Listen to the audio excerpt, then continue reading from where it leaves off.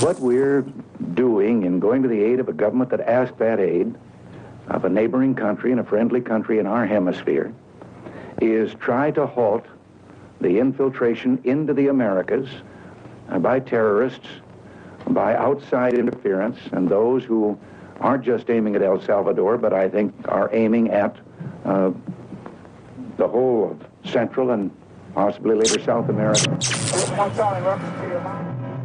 La intervención estadounidense en América Latina ha sido el desencadenante de violaciones masivas a los derechos humanos. El apoyo de la Casa Blanca a gobiernos autoritarios ha dejado un largo historial de crímenes, entre los que destaca el secuestro y la desaparición forzada.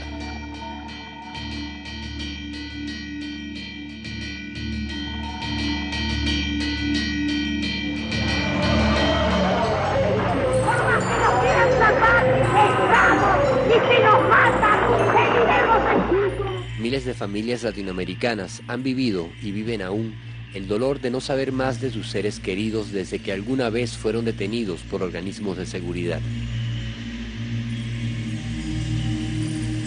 La desaparición del cuerpo de la víctima se convirtió en una forma de control social llevado a cabo desde los comienzos de la Guerra Fría en diferentes lugares del continente. Desapariciones aplicadas siguiendo los mismos métodos, haciendo de la desaparición forzada un arma de dominación que ha costado la vida a miles de latinoamericanos en las últimas décadas. Ni olvido ni perdón. Castigo al genocida. Eso es lo que yo pido. Ni olvido ni perdón.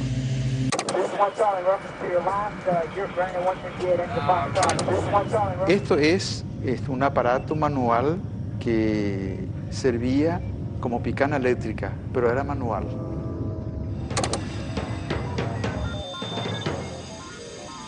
Era costumbre en aquella época que la primera medida era arrancar las uñas, y se arrancaban las uñas.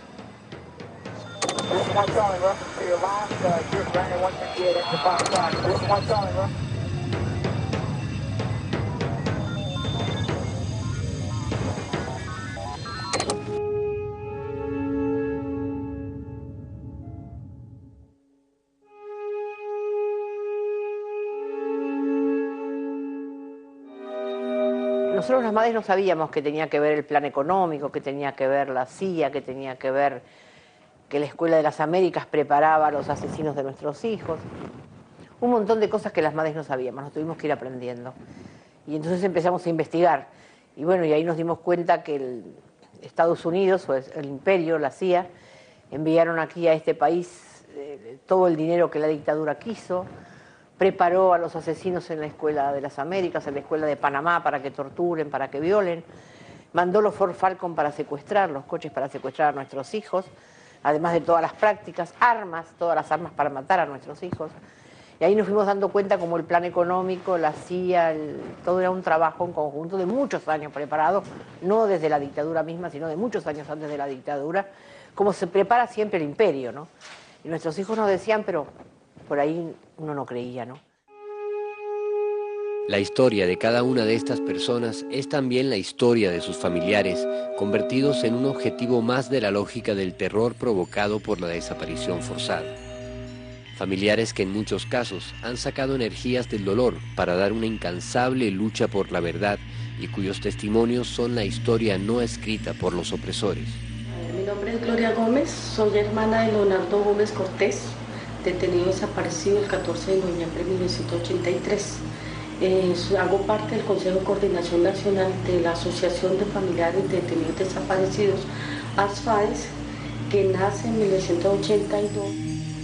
Mi hija cayó un año antes, en 1977. Estaba casada y tenía un hijito de 1 año y medio.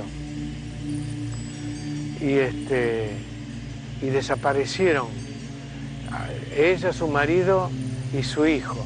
Mi hermana, que fue detenida desaparecida. A ella se la llevaron el 5 de enero del 78 en el Distrito Federal. Soy madre de Ana María Garabaldi, quien fue secuestrada el 27 de agosto de 1976, y desde esa fecha que se llevaron a los chicos, mi hija estaba embarazada de 5 meses, nunca hemos sabido nunca nada de ellos. Vi personas torturadas. En este mismo lugar yo vine a visitar a la gente, después de haber sufrido, qué sé yo, tortura a la noche, yo lo visitaba a la mañana, y bueno, realmente daba lástima, porque eran, se lo veía como un despojo humano. Yo soy hermana de Alejandro Tejero, una persona que fue detenida, desaparecida. Lo detienen ese año, el 11 de mayo de 1967, junto a Eduardo Navarro en Chacaíto, en Caracas, frente al cine Broadway. Las historias de los sobrevivientes de los centros clandestinos de detención son testimonio vivo que revela la existencia de un método común y sistemático que culminaba con la desaparición de la víctima. Lo primero que te hacen es que te saques la ropa, es decir, toda la ropa que tú llevas, o lo poco y nada que te alcanzas a colocar, te la sacan y te dejan desnuda, por lo menos lo que me pasó a mí. Me hicieron ganarme en un centro de una pieza. Ya esa pieza, cada vez que pasaba cualquier agente de la CNI, me daba mis toquetones en los pechos, en las genitales, en todos esos lugares que para uno, como mujer, es como pudorosa, una cosa así. En el primer quirófano fue que me amarraron a mí a la mesa de hierro, de pies y manos, desnudo, y me torturaron ahí. Entonces me hacían el interrogatorio y decía el médico que tenía que torturarme 15 minutos, descansar 5 y otra vez 15 minutos, y así alternativamente. La cuestión era meterle a uno la picana, ponerle 2.20, dice. Entonces me ponían desde allá hasta, me aplicaban los genitales, las bolas. Déjenme las bolas, putos, le digo. Entonces, puto, dijo, y me metieron en la garganta la picana. Me hicieron un desastre y sangré abundantemente. Y después entonces me pusieron contra la pared y me hicieron un simulacro de fusilamiento donde te vuelven a pegar y te vuelven a advertir de que si uno no le da la información que tiene, te van a matar, y que la primera vez fue en broma, pero que ahora será en serio, y te vuelven a poner contra la pared y lo mismo, ¿no? Sí, particularmente el lanzamiento al mar aquí se practicó esencialmente con las personas desaparecidas. Ya existen indicios de que fueron trasladados personas que estaban detenidas, algunas de ellas fueron lanzadas, amarradas a rieles de ferrocarriles, o a grandes bloques de cemento al mar. Algunas de ellas fueron lanzados vivos, simplemente dormidos por la droga, pero lanzados vivos al mar. La desaparición forzada en América Latina surge como parte de una estrategia de guerra contra el comunismo que el Pentágono y la CIA implementaron desde los inicios de la Guerra Fría en el continente.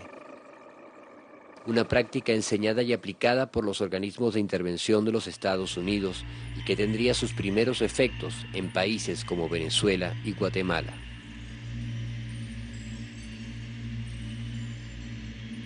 El fenómeno de los desaparecidos, yo tengo la precisión que ciertamente comienza en Venezuela y que de aquí se exporta. En Venezuela, la desaparición sistemática de personas vinculadas a los movimientos de liberación coincide con la fecha en que la CIA, a través de una agencia de desarrollo, abre una oficina de seguridad pública mediante la cual agentes estadounidenses coordinarían los planes de represión y tortura con las policías locales. John Longan sería uno de sus jefes. La figura del desaparecido surgió en primer lugar en Venezuela. No fue en Guatemala, ni en El Salvador, ni en Chile, ni en Argentina, fue en Venezuela. La mayor parte de los 2.000 desaparecidos en Venezuela ocurrieron durante los años 60, cuando dos partidos de derecha se repartirían el poder sostenidos por el gobierno estadounidense a través de un pacto destinado a acabar con cualquier forma de disidencia que pusiera en peligro los intereses de las transnacionales petroleras. De que en este país se asesinó, de que en este país que el régimen que tuvimos, del llamado régimen de punto de vista, no fue ningún régimen democrático, fue un régimen delictual, con 3 delitos bien tipificados: el de la corrupción, el de la entrega de la soberanía y el del autoritarismo, dado por las masacres, por las torturas, por los desaparecidos y por los asesinatos políticos.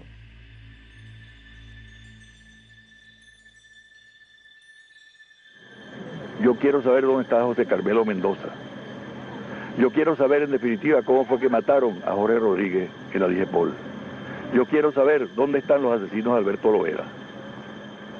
Yo tengo derecho a saberlo como venezolano. Para el mundo, Venezuela irradió por 4 décadas la imagen de una democracia perfecta, mientras en el país se practicaba la tortura y la desaparición. Guatemala fue otro de los países del continente junto a Venezuela, donde a comienzos de los años 60 se implementa la desaparición en forma sistemática. Fue tan feroz lo de que pasó en Guatemala que yo creo que hay una cosa del silencio que casi nadie habla. Guatemala fue uno de los primeros países del continente en dar pasos hacia una democracia popular.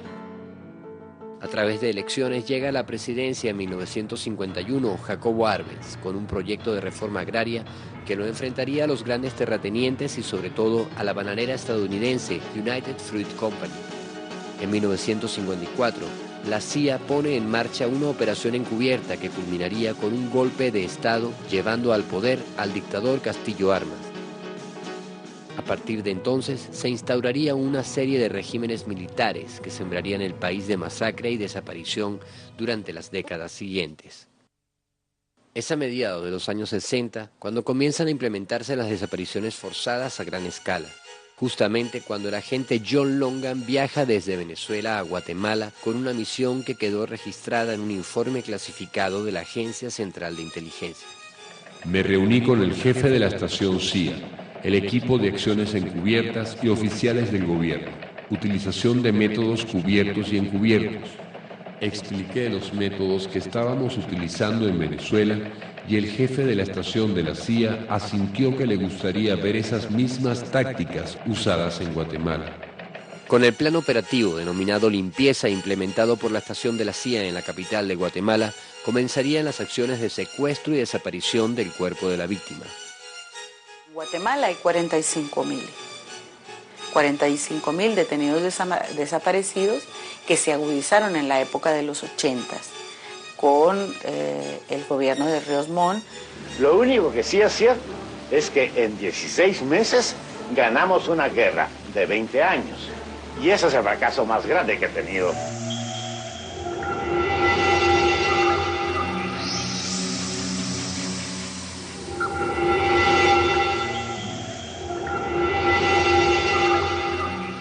Una comisión que estuvo años en Guatemala, dirigida y enviada por Naciones Unidas, que en Guatemala hubo 200.000 muertos, ¿no? 626 aldeas arrasadas, 1,5 millones de gente desplazada de sus lugares, perseguida.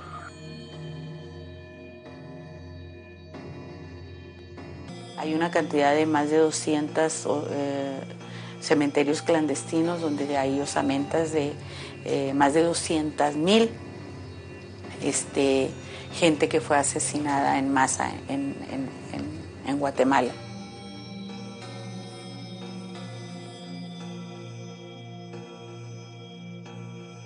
Un niño por ahí hacía una fosa, entonces ahí tiraban a cadáveres muertos, ¿no? Y tiraban a los niños vivos sobre los cadáveres y luego tiraban otros más, otros muertos. Por ejemplo, en Guatemala, las patrullas de autodefensa civil junto con el ejército, ahí existió lo que fue el grupo de los caibiles, el ejército guatemalteco que fue rabioso y cometió un genocidio espantoso. Era el grupo terrorista que se encargaba de hacerle el trabajo sucio al gobierno. La Agencia Central de Inteligencia continuó implementando este método de la desaparición en diferentes países del continente bajo su premisa criminal. Al desaparecer el cuerpo de la víctima, no había cuerpo del delito ni delito por el cual responder. Realmente su objetivo era el terror, implantar la política de terror. Esta fue la operación perversísima para que nos demos cuenta nosotros de lo que son capaces de hacer en esas conspiraciones siniestras típicas de la CIA y típicas de la contrainsurgencia. Santiago, 11 de septiembre de 1973. Primero, que el señor presidente de la República debe proceder a la inmediata entrega de su alto cargo a las Fuerzas Armadas y Carabineros de Chile. Firmado Augusto Pinochet Ugarte.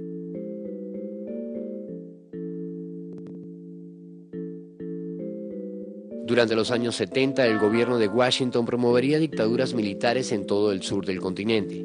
Con Henry Kissinger al frente de las relaciones exteriores de la Casa Blanca y Bush como director de la CIA, se coordinarían todas las fuerzas represivas de la dictadura bajo un mismo plan que redimensionaría el fenómeno de las desapariciones, buscando más efectividad en la persecución y captura de los objetivos. Este sistema de coordinación fue conocido como el Plan Cóndor. Bueno, en realidad se le dice mucho Plan Cóndor, pero es Operación Cóndor, porque es una operación típica de las operaciones de contrainsurgencia que ha realizado la CIA a lo largo de muchos años. Ellos en general ponen nombres a estas operaciones de contrainsurgencias, unas operaciones criminales también, y esta Operación Cóndor, como fue Calypso en Centroamérica, Operación Calypso, Operación Lobo, en Jamaica contra Michael Manley, son operaciones que en este caso tienen una gran importancia. ¿Por qué? Porque esto llevó a que esta operación se hiciera entre varias dictaduras, en conjunto, entre varias dictaduras del Cono Sur, Bolivia, Chile, Uruguay, Paraguay, Argentina, Brasil, que comenzó cuando se reúne en el 74 Pinochet con el dictador de Paraguay, Alfredo Stroessner, hacen dos reuniones, una en Chile y otra en Paraguay. Se forman como una asociación ilícita entre los gobiernos de las dictaduras militares de ese momento, una asociación ilícita para secuestrar, torturar, espiar, matar y hacer operativos conjuntos, interrogatorios en distintos países, entregar prisioneros de un país al otro. En el noviembre del 75, el general Manuel Contreras, jefe de la Policía Política de Chile, que estaba trabajando directamente con la CIA, que tenía gente de la CIA ahí en la DINA, trabajando como Michael Townley, entonces cita a todos los jefes de inteligencia de todas las dictaduras. Funcionaban los militares de las instituciones militares de nuestros países que estaban metidos en esa operación, más todos estos grupos que podríamos decir de mercenarios o grupos terroristas realmente, porque eran grupos terroristas, que trabajaron directamente con los militares con su finalidad. Van a avasallar la soberanía de cada uno de los países, van a entrar y salir de cada país con tropa armada para realizar operaciones armadas en el interior de los otros países sin ningún escrúpulo. O sea, es una transnacional, es una empresa que se desinteresa de la existencia de fronteras entre Uruguay y Argentina, o entre Uruguay y Chile, o entre Argentina y Chile, o entre Argentina y Bolivia, o Argentina y Paraguay. Y el sistema militar, digamos, se sobrepone y hace como que todo eso fuera una unidad territorial jurídicamente unificada. O sea, desde el punto de vista de los centuriones del Cóndor, de los grandes agentes de la represión transnacional, allí no había 5 o 6 repúblicas, sino un solo espacio en el que reprimir y liquidar a toda muestra de rebeldía. En Chile, desde el golpe de Estado contra el presidente Allende, miles y miles de ciudadanos fueron capturados, torturados y desaparecidos por el Plan Cóndor.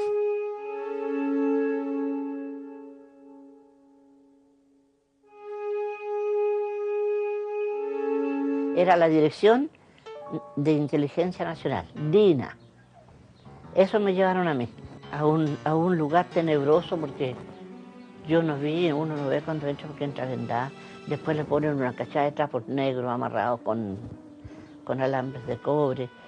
Y ahí está, todos los días en esa nebulosa que no, tú no sabes dónde están. En ese tiempo pasaban meses y no te daban, a nadie le daban respuesta dónde estaba la persona detenida. tú sentir cuando los compañeros se quejan que los están torturando, cuando llegan los esbirros corriendo, se fue cortado el huevón, en la tortura o en la corriente se les fue. Eso, llegaban corriendo y corrían de un lado para otro, seguramente para sacar el cuerpo, tirarlo, no sé. Fue primero en los sótanos del Ministerio de Defensa. Un militar me condujo y empezó a jugar conmigo a la ruleta rusa. Es una de las experiencias más duras que es posible tener.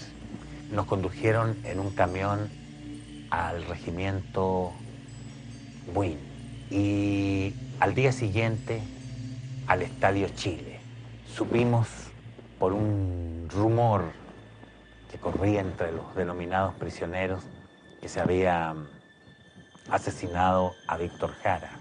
De manera que yo conocí en el campo de concentración mucha gente que desapareció, que fue asesinada en tortura, que mujeres violadas, personas que eran sacadas de estos lugares y lanzados al mar, y posteriormente se han encontrado restos de personas de aquella época que fueron lanzados al mar, amarrados, de manera que fue una represión muy cruenta la que se vivió en los primeros años del régimen militar.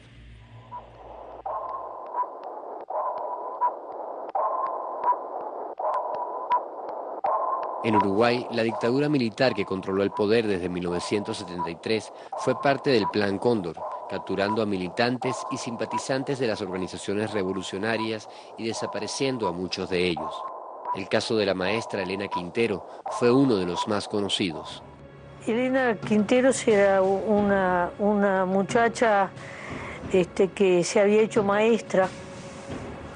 Era hija de una familia trabajadora, con una familia tipo uruguaya. Había estado presa unos años, había salido en libertad, y en el momento que vino la dictadura, que apretó más la represión, había estado en Argentina, refugiada, y después había retornado al Uruguay. Es capturada, ella logra decirles que espera encontrarse con alguien y por lo tanto que la lleven, que ella va a delatar a alguien. Cuando estuvo en las proximidades de la embajada de Venezuela, saltó el muro, ingresó a la sede de la embajada, seguida por los militares, y ahí se produjo un hecho muy grave, que fue que entraron contingentes policiales y militares uruguayos vestidos de civil, golpearon al embajador, golpearon a los funcionarios. Elena fue secuestrada el 28 de junio del 76. Unos días después Venezuela dice, bueno, si ustedes no devuelven a la maestra Elena Quinteros, Venezuela no aceptará este episodio de violación de su soberanía nacional y de su territorio, y por lo tanto romperá relaciones con Uruguay. Entonces la pregunta que se hacía el canciller era, ¿entregamos o no entregamos a la mujer? Y valoraban la viabilidad o el costo político de eso. Venezuela reacciona y rompe relaciones. Esa ruptura de relaciones es una de las más largas en la historia de América Latina, y recién en el año 85, o sea, más de 8 años después, se reanuda esas relaciones diplomáticas con el compromiso del presidente democrático elegido en Uruguay, Julio María Sanguinetti, de investigar la suerte corrida por la maestra Elena Quinteros. Hasta hoy esa investigación no se ha producido. Elena Quinteros sigue siendo una desaparecida. Hace un año y medio se produjo por parte de un juez muy decidido, muy claro y muy democrático el procesamiento del ministro de Relaciones Exteriores, uno de los principales responsables del ocultamiento de lo ocurrido con Elena Quinteros. El canciller doctor Juan Carlos Blanco era un operador de la extrema derecha uruguaya, un hombre estrechamente vinculado a la Embajada de los Estados Unidos también. Fue un factor constante de ataque al proceso cubano y a la actitud de Cuba en el concierto latinoamericano, y es uno de los hombres que está atrás del ocultamiento de lo que ocurre con Elena Quinteros, secuestrada del predio de la Embajada venezolana. Así como Elena Quinteros, muchos otros uruguayos capturados dentro y fuera de su país nunca aparecieron. Para el terrorismo de Estado, cualquier obrero, campesino, estudiante, maestro, podía ser objetivo de la cacería humana. Los cristianos comprometidos con la teología de la liberación tampoco escaparon de la persecución del Plan Cóndor. El día 12 de agosto del año 76, un batallón del ejército ecuatoriano invade la Casa de la Santa Cruz, donde van presos 17 obispos latinoamericanos, 4 obispos norteamericanos. Se nos acusa de subversivos y esta denuncia le llega del Plan Cóndor de los distintos gobiernos latinoamericanos, de donde son esos obispos. En este operativo Cóndor, donde interviene la CIA, nos meten a todos presos y desbaratan lo que fue un encuentro de pastoral, de los problemas de la pastoral social y lo que estaba pasando con la vida de los pueblos.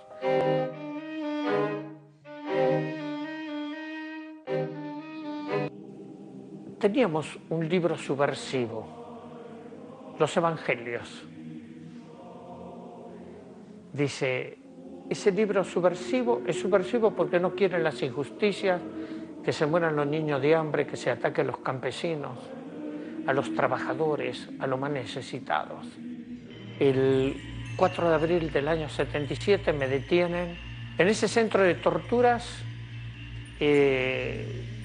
ya se habían llevado muchos prisioneros, entonces lo habían transformado en una especie de centro de traslado, fundamentalmente de mujeres, que las sacaban de una prisión y decían que las iban a liberar, la dejaban de noche en la calle y después la volvían a secuestrar y las hacían desaparecer. Pero lo que más me impresionó, siempre creo que esto no me lo puedo borrar nunca más, una prisionera escribió con su propia sangre, Dios no mata. Para mí es el acto de fe más fuerte que conozco, que una persona en el momento límite de su vida tenga el coraje de escribir con su propia sangre, Dios no mata. Finalmente, Adolfo Pérez Esquivel fue rescatado en 1981 de una desaparición inminente, gracias a la presión desplegada en varios países y tras serle otorgado el Nobel de la Paz, que serviría para impulsar la denuncia contra el Plan Cóndor y contra la desaparición forzada.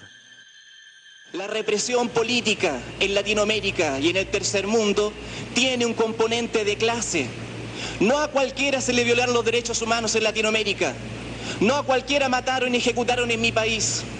Mi padre era un profesor normalista, hijo de un periodista autodidacta, nieto de un obrero artesanal. Mi tío José Weibel, que aún sigue detenido desaparecido, era un artesano mueblista. La violación a los derechos humanos en Latinoamérica forma parte de la lucha de clases que aún no ha terminado, porque la contradicción fundamental no es solamente democracia o dictadura.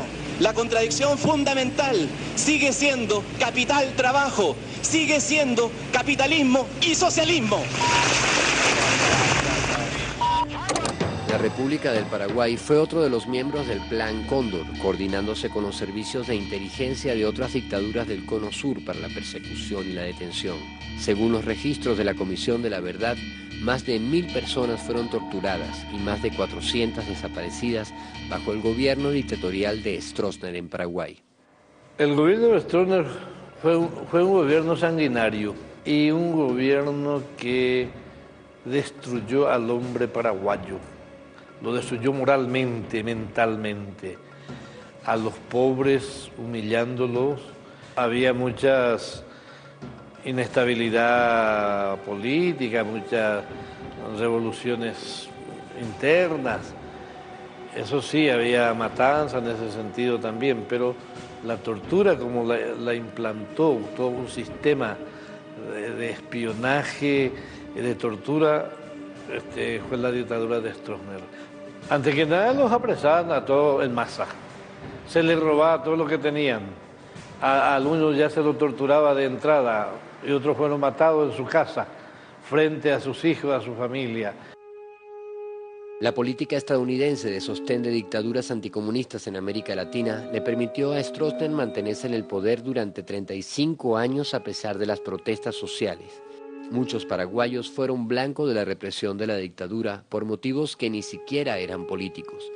Bastaba caer en la lista de sospechosos. El maestro Martín Almada fue uno de esos casos. En aquella época apareció una película de Cantinflas, El Profe. Vimos eso y nos pusimos contentos. Y le mandamos una carta de felicitación a Cantinflas. 3 meses después, Cantinflas, a través de la Embajada de México en Asunción, nos hace decir que él va a venir también a hacer un festival a favor de los maestros. Y me hace llamar ministro de Educación.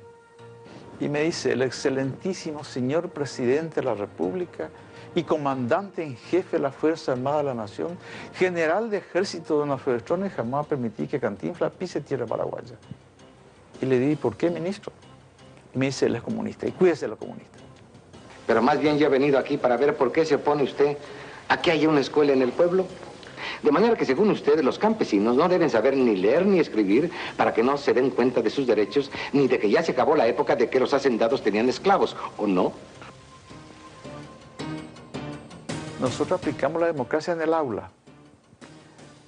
Y el Partido Colorado local, partido de base del Partido Colorado, que aquí se llama Seccional Colorada, informa a la policía que yo estaba subvirtiendo el orden mental de los niños. Para el dictador no era requisito pertenecer a grupos revolucionarios para ser blanco de la persecución. El nombre de Martín Almada pasó a ser parte de las listas de los sospechosos. Habían tomado preso, habían allanado casas y todo, listas de personas. Y ahí en un documento salió el nombre de Martín entre los detenidos. Martín, que no tenía nada que ver con los grupos de izquierda que intentaron asesinar a Stroessner, fue como agarrado en la redada. Yo fui detenido, secuestrado el 26 de noviembre de 74 en una población que se llama San Lorenzo, una ciudad próxima a Asunción, a 15 kilómetros. Yo era director de una escuela. Entonces, mis pecados fueron que en esa escuela donde yo era director, leímos el libro de Paulo Freire, La educación liberadora, la educación de los oprimidos de Paulo Freire. Estuve 30 días en la sala de tortura. Y durante los 10 primeros días, la policía hacía escuchar mis llantos, mis alaridos por teléfono a mi esposa, que quedó detenida en la escuela. Y el 10º día, a las 12 de la noche, le llaman otra vez, la despiertan y le dicen que yo había fallecido y venga a llevar el cadáver del educador subversivo. Entonces le dio un infarto y ella murió de dolor.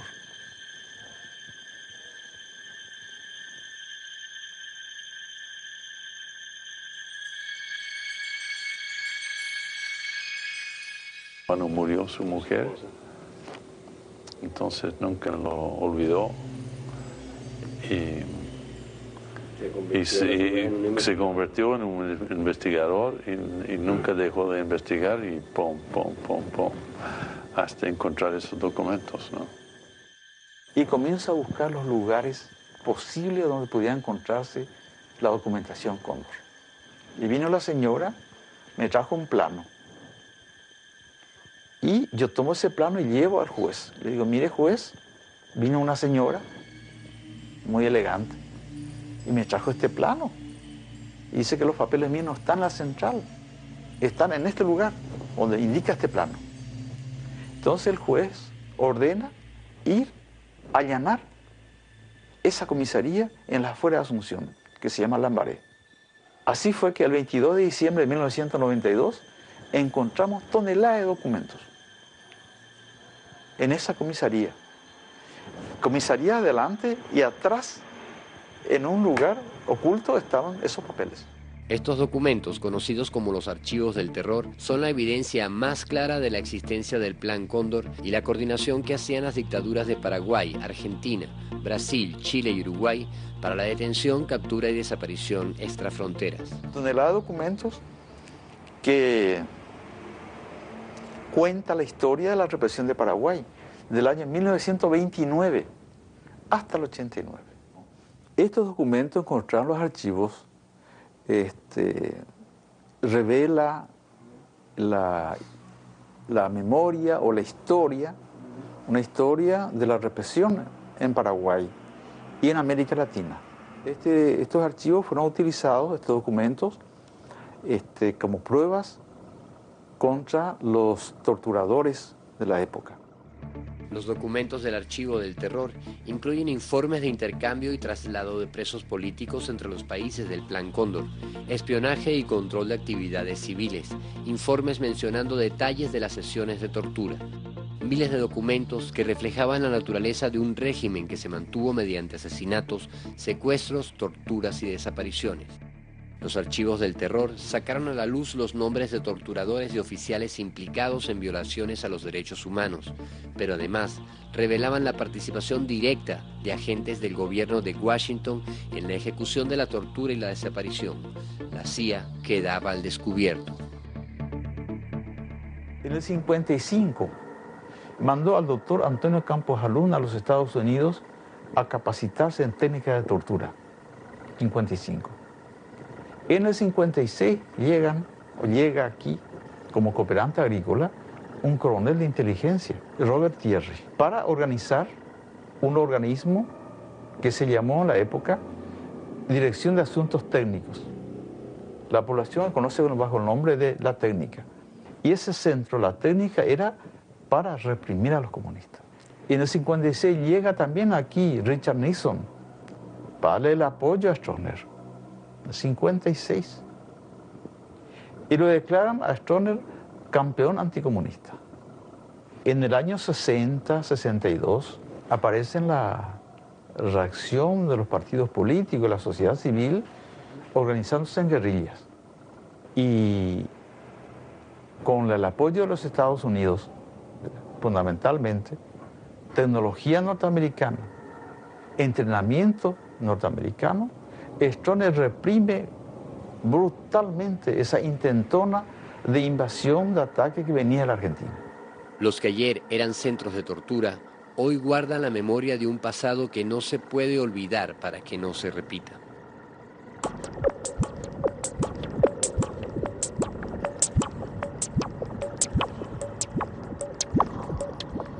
En este momento estamos frente a una oficina que se llamaba Dirección de Asuntos Técnicos, conocido vulgarmente como la Técnica, un organismo creado por el gobierno paraguayo en cooperación con el gobierno norteamericano en el año 1956, un centro de tortura. Enfrente es la Técnica, un ex centro de tortura, una comisaría normal hoy. Esto era conocido más bien bajo el nombre de Sepulcro de los Vivos. Yo fui torturado tanto en esta comisaría, en este sepulcro, como en este lugar que era la Técnica. Aquí en esta sala recuerda la oficina del director de esta oficina, doctor Antonio Campos Jalún. Por sus manos fueron víctimas miles de paraguayos y extranjeros progresistas. Estamos aquí en esta sala de interrogatorio creado por los Estados Unidos, la CIA, a cargo del coronel Robert Thierry, quien se sentaba allí y de allí observaba el desarrollo de la tortura. Estos eran los instrumentos que él utilizaba para torturar. Esto se aplicaba en el testículo de la persona, del hombre, o en la vagina de la mujer. Se introducía esta mecha. A mí me aplicaron esto. Este muñeco es la expresión, es la figura de la víctima, ¿verdad? Cómo lo ataban, porque nos maniataban las manos y tiraban a la gente en esta tina que contenía materia fecal y orín. Cuando a mí me detuvieron, me tiraron aquí, durante 8 días me dieron de comer materia fecal y orín. Esto es un aparato manual que servía como picana eléctrica, pero era manual. Uno estaba preso en la cárcel de Stroessner y encima le aplicaban por las piernas esto que uno no se mueva. Esto para arrancar la piel de la espalda. Con esto se arrancaba la piel. Era costumbre en aquella época que la primera medida era arrancar las uñas, y se arrancaban las uñas. Una forma de tortura dolorosa era arrancar las uñas. Sí. Este es un látigo que terminaba una bolita metálica y con ese látigo arrancaba también la espalda. Actualmente, este centro emblemático de tortura, donde pasaron miles de paraguayos, miles de gente torturada, paraguayos y extranjeros, ahora es un museo de los derechos humanos. Hoy se llama Museo de las Memorias, Dictadura y Derechos Humanos. Ese es el nombre de este museo.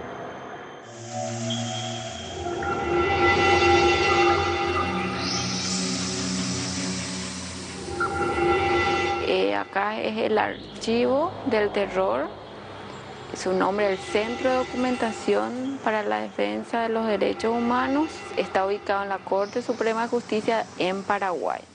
Acá tenemos fichas de detenidos. Después acá tenemos novedades de la Guardia, son libros donde ellos van informando qué pasó. Estos libros son del Departamento de Investigación de la Dictadura. Y esta oficina funciona uno como archivo y otro provee de habeas data. Habeas data es toda documentación que se encuentre sobre la persona y contemplado en nuestra Constitución Nacional el pago de indemnización a las víctimas de la dictadura estronista. Nosotros estamos contabilizando la Comisión de Verdad y Justicia en estos 2 años, estamos contabilizando desaparecidos como más de 400 personas. Torturadas ya llegamos a cerca de 1000, porque van apareciendo y van declarando, van prestando su testimonio, están deponiendo permanentemente el testimonio. Nosotros hemos hecho también otra cosa que en esta comisión estamos haciendo, son las audiencias públicas. Es muy difícil que se pueda superar los males dejados por este régimen dictatorial, que es la corrupción y luego viene la impunidad porque la justicia no funciona.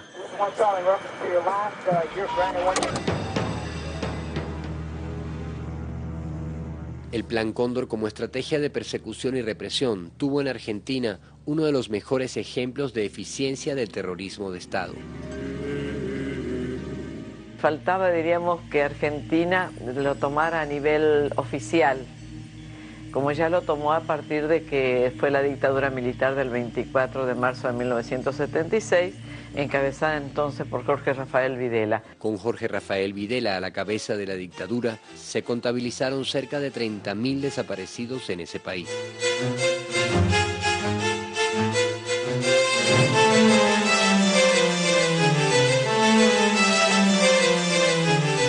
¿Qué impresión personal tiene usted del presidente Videla después de esta reunión?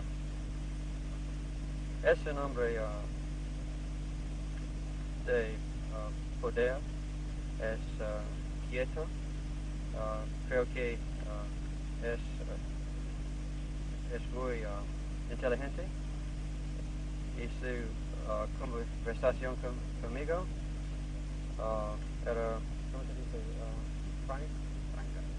Franca también. Muchas gracias, señor presidente. Opinion of President Videla? Well, I have high regard for the President and I found it a very interesting meeting. The opinion personal of President Videla?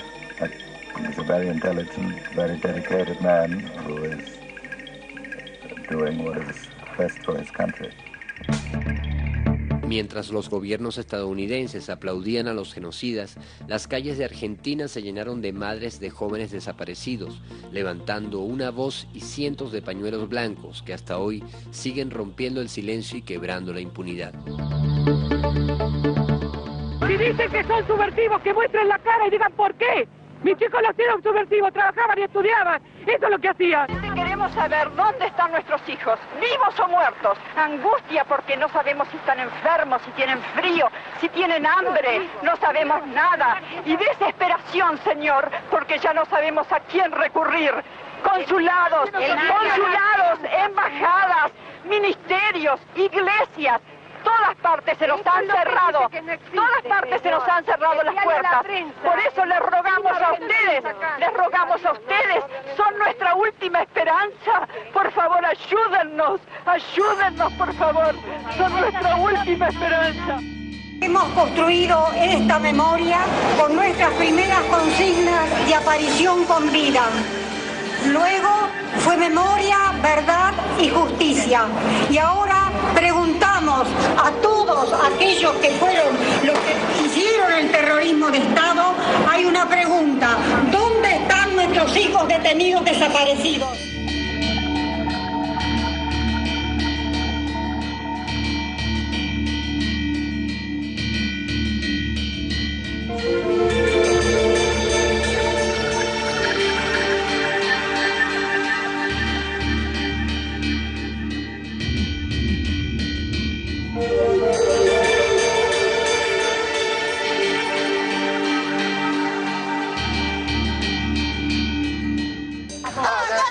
Alerta que caminan milicos asesinos por América Latina. Reunidas en varias asociaciones, las Madres de la Plaza de Mayo representan una lucha contra la impunidad que se ha convertido en la peor pesadilla para los asesinos y torturadores. Esto empezó ya con el gobierno de Isabel Perón, con la AAA, y luego pasó a la dictadura, ¿no? Entonces decidimos hacer una carta y llevársela a Videla, que era el presidente en ese momento, para que nos dijera, ignorantes, que dónde estaban nuestros hijos. Y era el mismo el que los secuestraba. Las reuniones en la plaza fue, ya te digo, para llevar la carta. Como vimos que éramos pocas, 14 madres fuimos el primer día. Dijimos, vamos a juntar más madres. Cuando fuimos muchas, como en el mes de junio, esto fue en abril, o julio, no nos acordamos bien cuándo, vino la policía con los palos y dijo, caminen. Hay estado de sitio, acá esto no se puede hacer, es como una reunión. Y éramos como 60 o 70 ya en esa época. Y cuando fuimos 200, secuestraron a las 3 mejores madres que teníamos.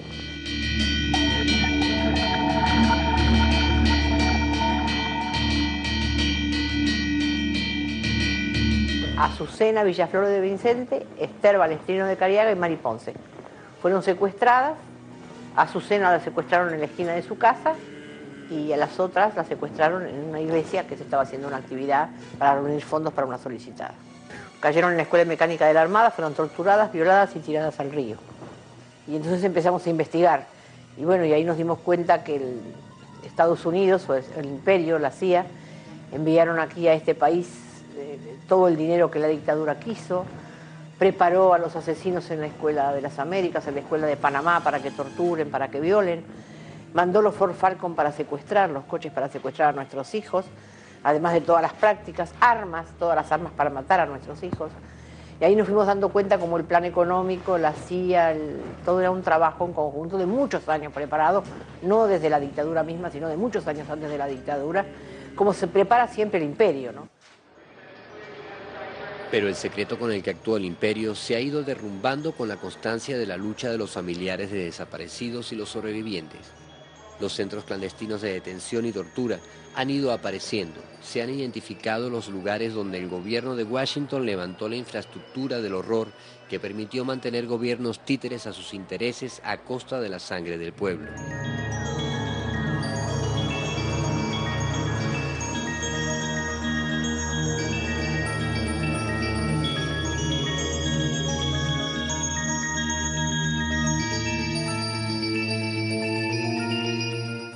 Nosotros siempre dijimos 30.000 por algunos cálculos que habíamos hecho, pero ahora a partir de que tanta gente viene a denunciar la desaparición de los hijos después de 30 años, creemos que mucho más de 30.000, 15.000 fusilados, 8.900 presos políticos y 1,5 millones en el exilio. Hoy lloramos todavía y sufrimos por los 30.000 detenidos desaparecidos, por los 10.000 presos políticos, por los miles de muertos, torturados y por todos aquellos que se tuvieron que ir al exilio.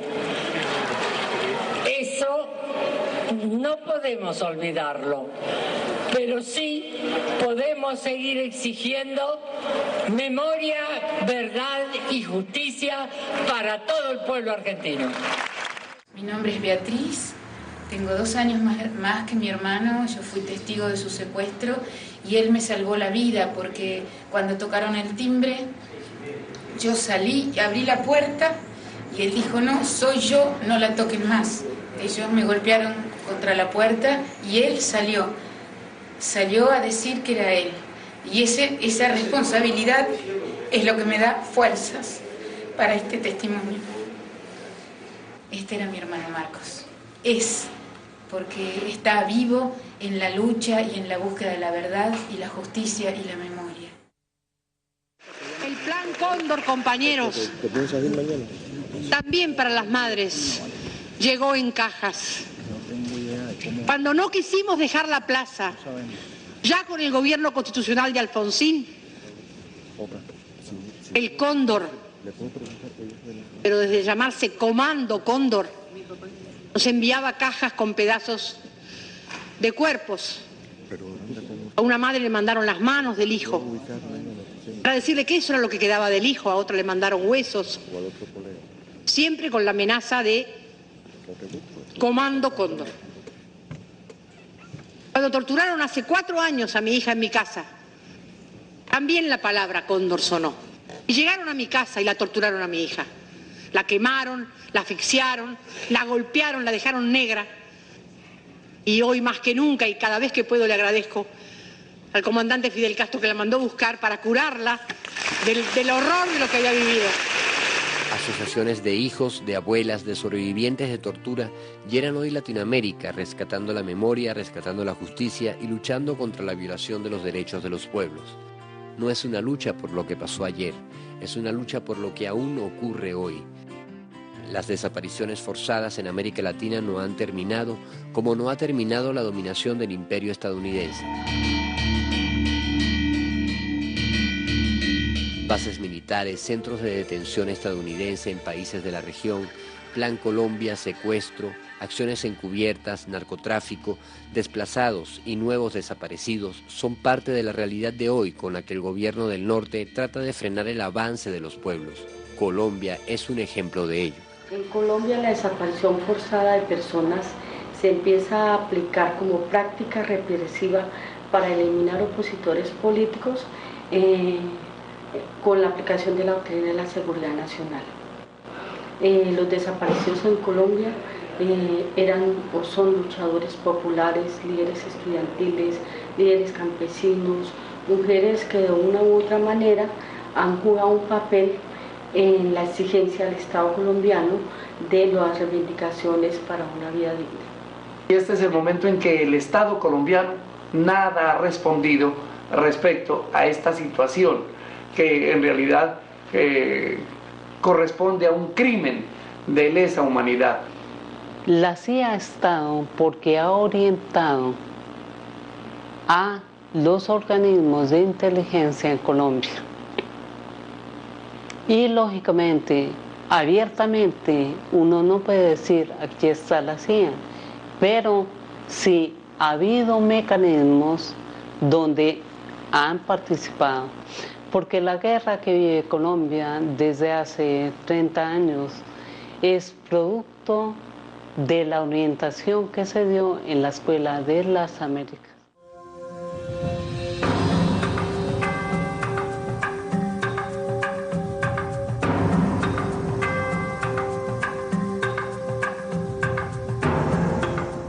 La tortura, el escenario de la tortura, esa sala o calabozo, ese rincón, donde hay una persona en ese momento indefensa, amarrada a un catre, con los ojos vendados, mientras hay un grupo de personas alrededor, omnipotentes en ese momento, que actúan en forma impune, ocultando sus rostros, con infraestructura, con médicos, con profesionales, con psicólogos. ¿De dónde viene toda esa infraestructura? ¿De dónde viene el diseño de las técnicas de tortura? ¿De un instinto asesino de los torturadores? ¿Estamos frente a monstruos, a animales que nacieron torturadores? ¿Esos dineros aparecieron de la nada? ese recinto, esa policía secreta, esos documentos, esa información, esa base de datos, ese Cardex, ¿de dónde sale? No sale de la naturaleza humana. No hay ninguna ley natural que obligue a ningún sujeto en ninguna parte de la tierra a torturar. Eso viene de un entrenamiento, eso viene de recursos, de diseños fríamente calculados, científicamente diseñados. El gobierno norteamericano es el auspiciador de todas las desapariciones forzadas en América Latina y que es necesario que lo llevemos a juicio político, moral y legal. Legal porque ellos tienen que ser enjuiciados también como Estado por haber promovido las desapariciones forzadas. Nuestros hijos serán revolucionarios, de lo que estamos plenamente orgullosas.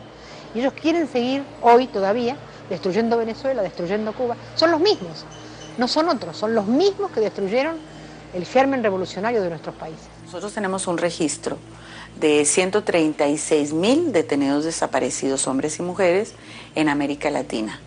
Nada más detenidos desaparecidos. Nosotros no estamos haciendo el registro de los ejecutados, de los asesinados, de los torturados, de los exiliados, porque cada asociación tiene su cantidad y que incluso lo que uno alcanzó a recoger no es totalitario, porque hay mucha gente que tuvo miedo y no quiso aportar. Nunca más. Y nunca más será en la medida en que nuestro pueblo tenga conciencia de esa memoria histórica, de que en este país se asesinó, tengo una lista de 2.500 o más muertos y desaparecidos con fechas, sitios, etcétera, etcétera. Parece un sueño que ustedes nos estén hoy acompañando aquí. Muchas gracias. No abandonen esta lucha cuando nosotras no estemos, porque ustedes son el futuro de nuestra patria. Los asesinos deben estar donde les corresponde, no en sus casas. Pero, por favor, no se olviden. No queremos un muerto que el capitalismo y el imperialismo inventó para darnos por decreto. Nuestros hijos no están muertos. No queremos homenajes póstumos. Queremos que el pañuelo blanco se conecte a la verdad y a la vida. A esa vida que entregaron nuestros hijos cuando nos dijeron, mamá, el otro soy yo. Y ese otro son todos los pueblos y todos nuestros compañeros que en nuestro país están luchando.